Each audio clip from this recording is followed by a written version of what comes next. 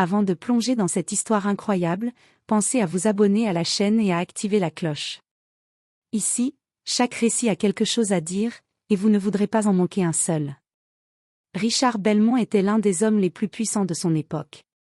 Ancien PDG de Belmont Energy Corporation, il avait bâti un empire colossal sur l'exploitation méthodique, parfois brutale, des ressources naturelles de la planète. Du pétrole aux métaux rares, en passant par le gaz et les terres agricoles, rien n'échappait à son appétit de conquête. Il signait des contrats sans lire les annexes, rachetait des gouvernements comme d'autres achètent des parts de marché, et faisait taire les opposants avec une discrétion clinique. Jamais il ne s'était retourné. Jamais il n'avait douté. À 77 ans, il vivait retiré dans une immense propriété néo-gothique, perchée sur les hauteurs boisées du Berkshire, dans le Massachusetts. La demeure, vaste comme un palais, évoquait une autre époque, celle des barons du pétrole, des magnats de l'acier, des rois de Wall Street. Chaque pièce de la maison semblait figée dans le temps, des chandeliers de cristal suspendus à des plafonds sculptés à la main, des tapis persans anciens, des portraits d'hommes graves au regard perçant, et des meubles rares en bois précieux, importés du monde entier. Mais au cœur de cette opulence figée battait une pièce à part, la bibliothèque. Ce sanctuaire personnel, Richard l'avait fait construire selon ses désirs les plus précis. Les murs étaient entièrement recouverts de boiseries sombres, patinées par le temps et l'entretien méticuleux de générations de domestiques. Les étagères, hautes jusqu'au plafond, contenaient des milliers d'ouvrages anciens, traités d'économie, journaux de bord d'explorateurs, manuscrits sur les grandes révolutions industrielles. Un globe terrestre en cuivre massif, usé à force d'avoir été tourné, trônait au centre de la pièce, et une horloge à balancier, silencieuse depuis des années, dominait un coin de mur comme une sentinelle endormie. L'atmosphère y était feutrée, presque sacrée. La lumière tamisée filtrait à travers de lourds rideaux de velours, et l'odeur était celle du cuir ancien, de l'encre séchée, et d'un cigare de luxe toujours en train de se consumer lentement quelque part. C'est là que tout a commencé. Ce matin-là, Richard était installé dans son fauteuil capitonné, derrière son immense bureau en acajou massif, sculpté à la main en Italie. Un cigare à la main droite, un livre ouvert devant lui, Dynasties industrielles américaines du XXe siècle, édition de collection. Il portait une robe de chambre en soie grise, brodée de ses initiales. Ses lunettes glissaient légèrement sur le bout de son nez. Son regard parcourait les pages, mais son esprit vagabondait. Il pensait à ses premières années, à ses premiers millions, aux hommes qu'il avait écrasés pour gravir les échelons. Et il souriait, avec une satisfaction froide. Gregory, son fidèle majordome depuis plus de 30 ans, venait de lui apporter une tasse de thé noir dans une porcelaine fine. Sans un mot, comme toujours. Il savait que son maître n'aimait pas parler le matin. Richard hocha simplement la tête en guise de remerciement. Puis la porte s'ouvrit. Sans qu'on ait sonné. Sans bruit. Et soudain, quelque chose changea dans la pièce. Un souffle glacial balaya la chaleur confortable de la bibliothèque. Le silence devint plus dense, comme chargé de tension. L'air sembla s'épaissir. Richard leva les yeux. Une silhouette se tenait dans l'encadrement de la porte. Une petite fille. Elle avait peut-être 6 ou 7 ans, pas plus. Une enfant frêle, mince, presque fragile, mais étrangement droite, comme sculptée dans une matière trop dense pour son âge. Elle portait une robe grise à manches longues, d'un tissu rugueux et démodé, usé au coude, rapiécé à plusieurs endroits. Et pourtant, elle était propre. Impeccablement propre. Trop propre. Comme si la poussière elle-même refusait de la toucher. Ses pieds nus étaient noirs de terre séchée. Son teint était pâle, cireux, presque irréel sous la lumière dorée de la bibliothèque. Ses cheveux châtains étaient tirés en arrière, serrés dans un petit chignon maladroit, retenu par un simple ruban effiloché. Des mèches s'échappaient et retombaient autour de son visage rond. Mais c'étaient surtout ses yeux qui capturaient tout. 2 yeux d'un brun presque noir, profonds, immobiles, insondables. Sans ciller. Sans émotion. Sans clignement. Elle ne disait rien. Elle ne semblait ni effrayée, ni impressionnée par l'homme puissant assis devant elle. Pas même intriguée. Elle le fixait, comme si elle l'attendait depuis longtemps. Comme si elle était exactement là où elle devait être. Richard Belmont releva lentement les yeux de son livre, d'abord distrait, puis de plus en plus confus. Le cigare tremblait légèrement entre ses doigts. « Qui es-tu, ma petite ? Tu es perdue ?» demanda-t-il d'une voix plus sèche qu'il ne l'aurait voulu. L'enfant ne répondit pas. Elle avança. Un seul pas. Et quelque chose dans la pièce changea. L'air, tout à coup, se fit plus dense, comme saturé d'humidité. Le silence devint pesant, étouffant, presque vivant. La lumière elle-même semblait hésiter, comme si les flammes des lampes vacillaient sans courant d'air. Le cœur de Richard ralentit d'un coup. Une sueur fine naquit sur sa nuque. Il ouvrit la bouche pour parler encore, mais aucun mot n'en sortit. Alors, elle parla. Sa voix était claire. Inflexiblement douce. Une voix d'enfant, oui, mais aussi une voix ancienne. Comme un écho venu d'un lieu qu'on ne nomme pas. Tu mourras demain. Le temps sembla se figer. Les mots résonnèrent dans la bibliothèque comme une incantation froide. 3 mots. Simples. Irréversibles. Richard resta figé. Son cerveau, d'abord incrédule, refusa de leur donner un sens. Puis, comme un mécanisme de défense, il éclata d'un rire sec, nerveux, presque forcé, jetant sa tête en arrière comme à l'époque de ses grandes conférences. « Ah. Tu es une petite comédienne, n'est-ce pas ?» lança-t-il, tentant de maîtriser le tremblement dans sa voix. « Très drôle. Très bien joué. Tu devrais aller frapper à la porte de Hollywood, pas ici. Hein, Grégory va adorer cette blague. » Mais la petite fille ne broncha pas. Elle ne cligna même pas des yeux. Elle resta là, immobile, regardant l'homme qui riait trop fort, trop longtemps. Puis, sans un mot, elle tourna lentement les talons. Et sortit de la pièce. En silence. Comme elle était venue. La porte se referma toute seule derrière elle, dans un souffle presque imperceptible. Et Richard se retrouva seul. Le silence reprit sa place, mais ce n'était plus le même. Ce silence-là n'avait rien de paisible. Il était lourd, menaçant, suspendu dans l'air comme une corde tendue au-dessus du vide. Richard regarda autour de lui. Il avait chaud. Trop chaud. Pourtant, ses mains étaient glacées. Il se leva brusquement, sortit de la bibliothèque et appela Grégory. Mais personne ne répondit. La voix résonnait encore dans sa tête, claire et douce. « Tu mourras demain. » Pendant des heures, Richard chercha à comprendre. Il fit immédiatement appeler Grégory. Le majordome, toujours calme et efficace, jura n'avoir vu personne entrer ni sortir. Il était resté dans l'aile de service et n'avait quitté la cuisine que pour apporter le thé. Il affirma que la porte de la bibliothèque était verrouillée quand il l'avait quittée. Richard exigea qu'on vérifie les caméras de sécurité. Il convoqua le responsable technique de la propriété, un homme discret et méticuleux du nom de Frank Hargrove. Ensemble, ils scrutèrent chaque minute des enregistrements de l'entrée principale, du vestibule, des couloirs, rien. Aucune image d'une enfant, aucune trace d'intrusion, aucune silhouette suspecte. À 9h12, la porte de la bibliothèque s'ouvre seule. Vide. Aucun mouvement détecté. Et à 9h14, elle se referme, toujours sans qu'on voie personne entrer ou sortir. Impossible, murmura Richard. C'est une erreur. Recommencer. Ils recommencèrent. Puis encore. Toujours rien. Richard interrogea les domestiques, un par un. Aucun n'avait vu la fillette.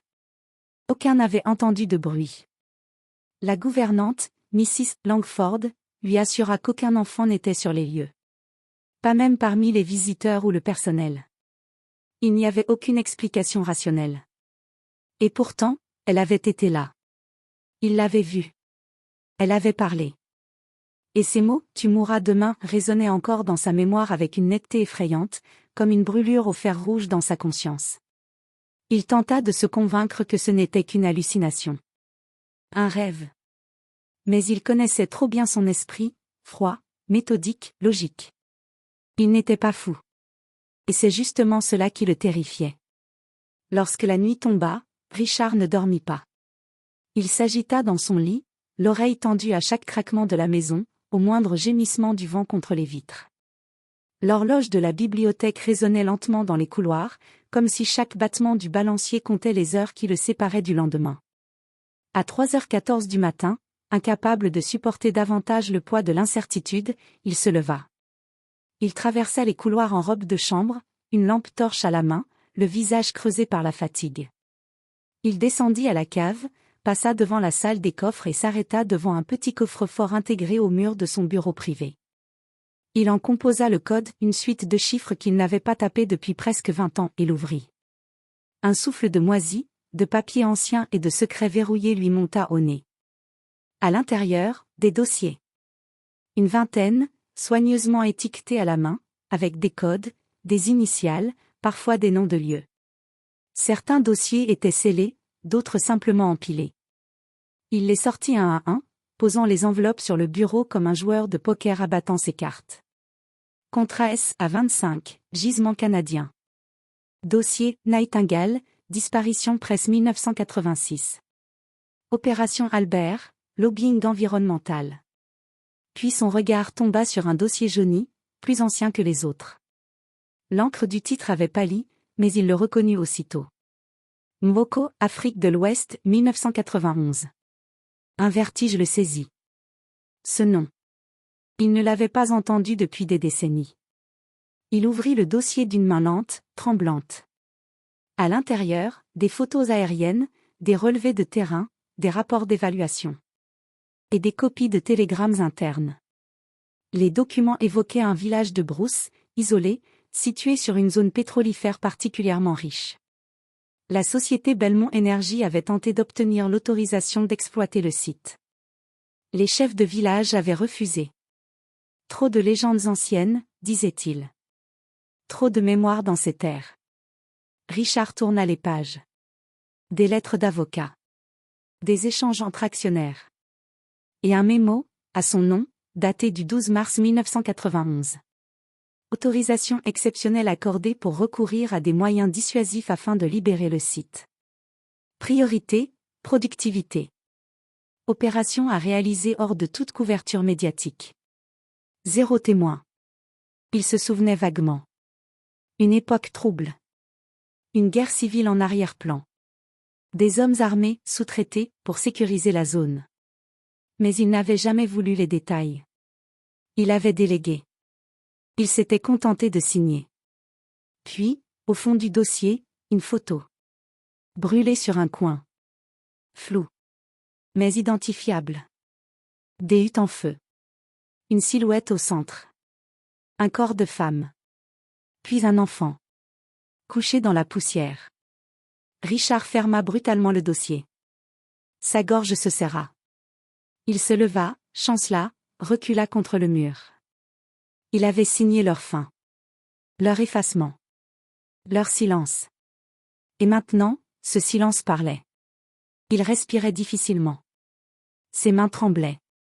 Il s'appuya contre le bureau, cherchant à reprendre son souffle, tandis que dans sa tête, la voix revenait, implacable.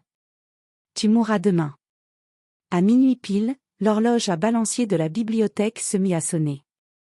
Chaque coup résonna dans la pièce comme un glas. Profond. Lourd. Sourd. Les vibrations semblaient se propager dans les murs, sous le sol, jusque dans les os de Richard. Il était seul.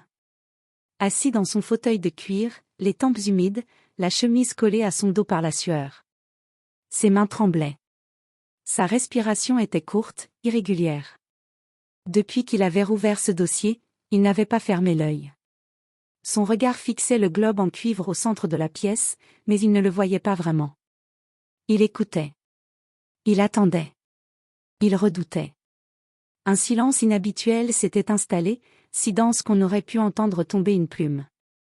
Pas un craquement de bois, pas le souffle du vent contre les vitres. Rien. Puis l'odeur changea. L'air s'humidifia, comme chargé d'eau croupie.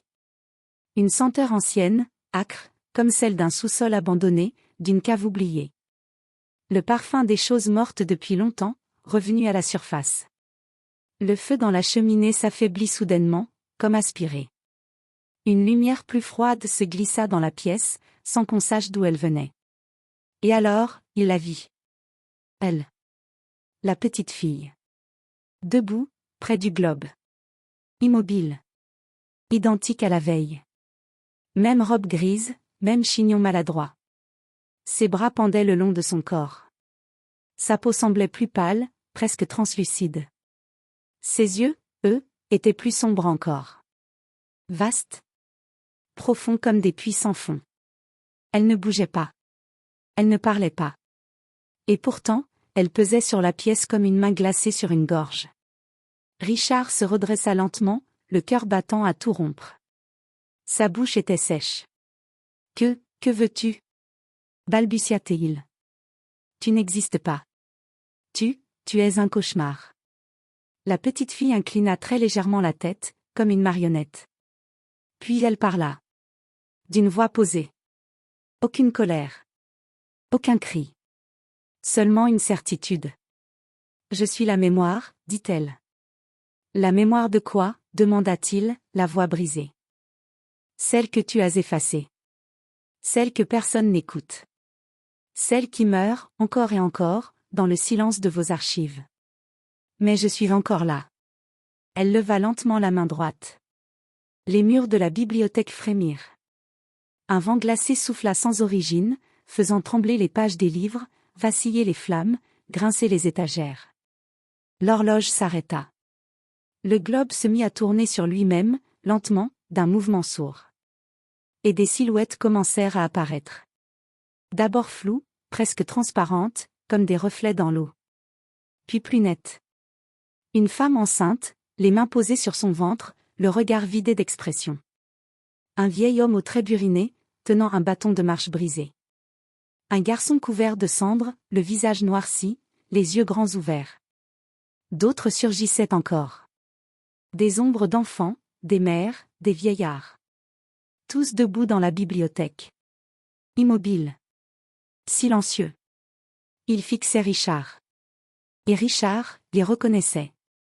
Il ne connaissait pas leur nom, mais il avait vu leurs reflets dans les rapports, dans les clichés satellites, dans les lignes qu'il n'avait pas lues. Il connaissait leur mort. Il la portait en lui. La petite fille fit un pas vers lui. J'étais dans ce village, dit-elle, la voix plus basse. Non. Tu as signé notre arrêt de mort. Tu as tourné la page. Mais nous, on ne l'a jamais tournée. Richard chancela. Ses jambes cédèrent. Il tomba à genoux, dans un fracas sec. Les ombres ne bougeaient toujours pas. Elles l'enfermaient dans leur silence. Je ne savais pas. Je ne voulais pas ça. Balbutia-t-il. Il leva les mains vers la fillette. Je paierai. Je réparerai. Je suis désolé. Pardon. Ses larmes coulaient maintenant, authentiques. Pour la première fois depuis des années, Richard Belmont pleurait. Pas pour sa réputation. Pas pour ses biens. Mais pour ce qu'il avait fui toute sa vie, la vérité.